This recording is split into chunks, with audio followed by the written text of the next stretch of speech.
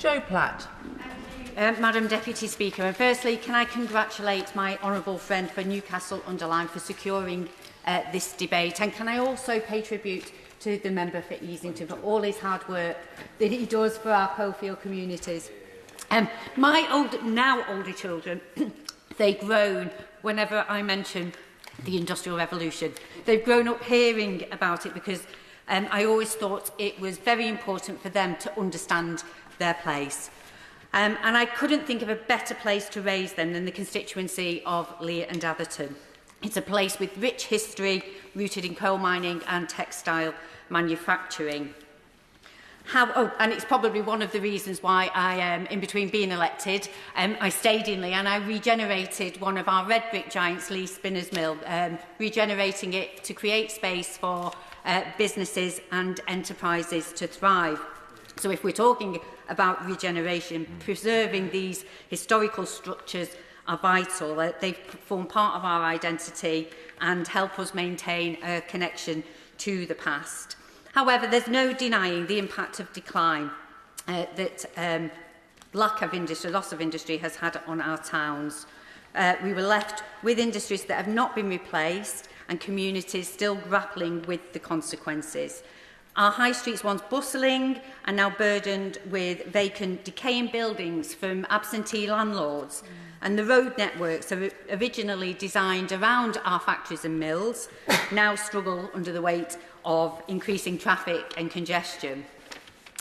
But as chair of the Labour MP's group on local growth funding, I work alongside colleagues from across England, Scotland and Wales, and many of whom represent some of the most disadvantaged areas of this country.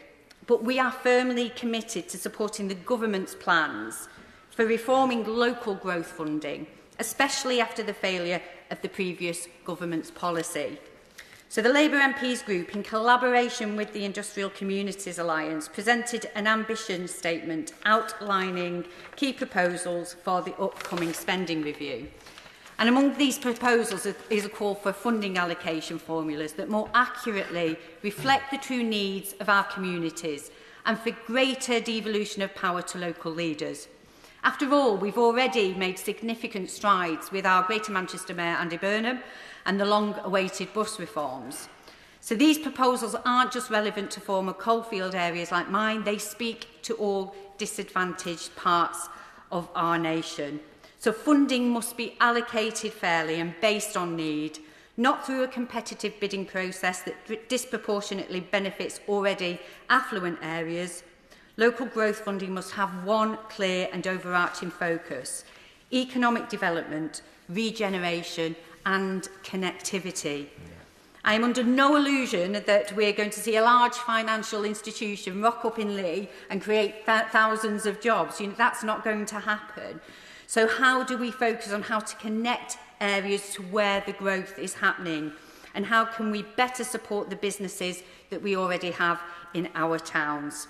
So I'm fully committed to the government's growth strategy, and I'm grateful that we now have a government that is bold in its ambition to get this country working again.